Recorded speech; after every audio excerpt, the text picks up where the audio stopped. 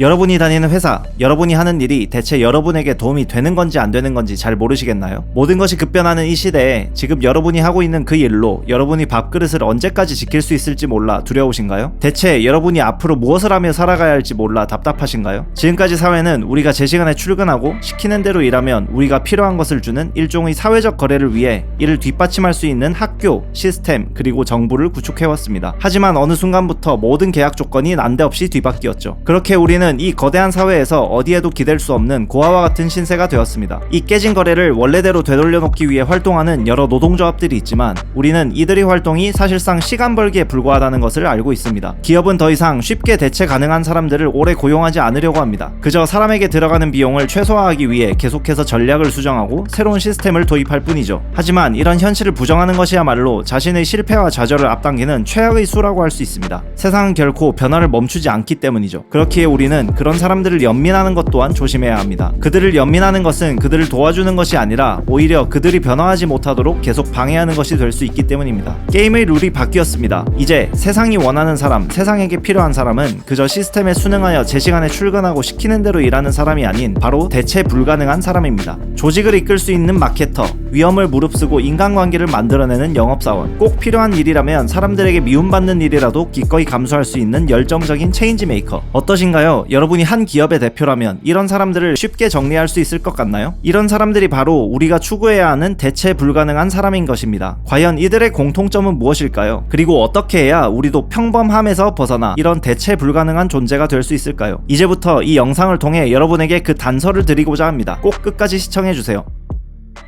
조직을 이끌 수 있는 마케터, 위험을 무릅쓰고 인간관계를 만들어내는 영업사원, 꼭 필요한 일이라면 사람들에게 미움받는 일이라도 기꺼이 감수할 수 있는 열정적인 체인지 메이커. 이들의 공통점은 무엇일까요? 그것은 바로 이들은 감정노동을 같이 하는 사람들이라는 것입니다. 조금씩은 차이가 있을지 몰라도 아마 이 세상 대부분의 사람들이 모두 비슷한 수준의 일들을 비슷한 강도로 하고 있을 것이라 생각합니다. 어떻게 보면 모두가 그렇게 특출날 것도 없고 모날 것도 없는 그저 그런 평범한 상태인 것이죠. 이것은 곧 우리가 특정한 일을 남들보다 말도 안 되게 잘하지 않는 이상 단순히 일적인 능력으로 대체 불가능한 존재가 되기란 불가능에 가깝다는 뜻입니다. 이것이 우리가 인정해야 할 첫 번째 사실이죠. 사실 아무리 이 세상이 스펙을 많이 본다고 해도 막상 우리가 원하고 좋아하는 사람은 일만 잘하는 천재가 아닌 인간적인 가치를 함께 주는 사람입니다. 린치핀에서는 그 가치를 선물, 인간성, 관계라고 정의하고 있죠. 결국 일이란 사람에게 가치를 주는 것입니다. 그렇기 때문에 어떤 사회에서든 대체 불가능한 존재가 되기 위해서는 결국 인간과 인간이 맺는 상호작용 속에 필요한 감정노동이 필수라고 말할 수 있습니다. 혹시 여러분 중 나는 이제 성장이 멈춘 것 같다고 생각하는 분이 계신가요? 어쩌면 이 감정노동이 여러분이 오랫동안 찾아왔던 그 성장의 실마리일 수 있습니다. 엄청난 책임감과 자유를 누리면서 꼭 필요한 사람으로 대우받는 곳에서 일하고 싶다면 감정노동을 더 늘려야 한다는 것을 기억하세요. 감정노동을 하기 싫으신가요? 그렇다면 여러분은 땡볕에서 삽질을 하거나 추위에서 배달을 하는 등 쉽게 대체될 수 있는 일 외에는 할 수 있는 일이 많지 않다는 것을 아셔야 합니다. 무수한 일 중에서 감정노동은 거의 모든 사람이 가장 잘 적응할 수 있는 일입니다. 물론 피곤한 일이죠. 하지만 그만큼 가치 있는 일이라는 것을 우리는 반드시 기억해야 합니다. 감정노동을 피하지 말고 이것을 어떻게 개발해야 필요할 때 더 쉽게 할 수 있을지 고민해보세요. 이를 위해 제가 전에 업로드했던 인간관계론에 대해 다룬 영상을 보시는 것도 추천드립니다.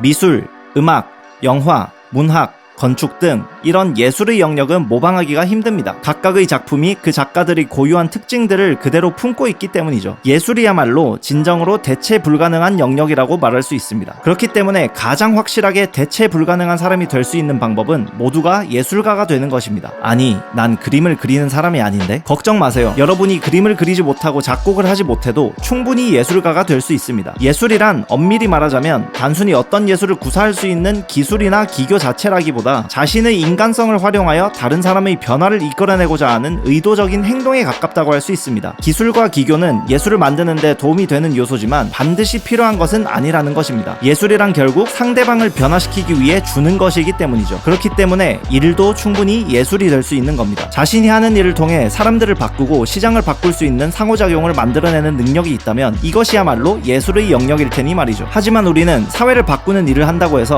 그 일이 무조건 예술이 될 수 있다는 뜻이 아니라는 것 또한 알아야 합니다. 언론을 예로 들어보겠습니다. 언론은 사회가 반드시 필요로 하는 굉장히 중요하고 거대한 산업입니다. 그렇기 때문에 언론 산업 전반에 뉴스를 수집하는 과정과 절차는 모두 표준화되어 있죠. 여기서 만약 어떤 기자가 그저 표준화되어 있는 절차에 따라서만 뉴스를 수집하고 생산한다면 이것을 과연 예술이라고 칭할 수 있을까요? 기자들은 사회에서 본인들이 필요하다는 이유만으로 자신들이 창조한 가치를 정당화하기를 좋아하지만 그들 또한 그저 표준화되어 있는 절차에 따라서만 일을 한다면 충분히 그들도 쉽게 대체가 가능한 사람이 될 수 있다는 겁니다. 여러분이 진정 대체 불가능한 사람, 곧 예술가가 되고 싶다면 단순히 기술이나 기교에 치우치지 말고 그 일에 인간성과 관계를 함께 넣어보세요. 여러분이 오래도록 원했던 것, 여러분이 세상에서 보고 싶었던 것을 이루기 위해 여러분이 현재 하고 있는 일에 어떤 요소들을 더할 수 있을지 고민해보세요. 여러분의 일을 여러분만의 예술을 위해 활용할 수 있는 유일한 매개체라고 생각하세요. 그 매개체를 창의적으로 활용하여 예술을 창조하고 그것을 세상에 나눠주세요.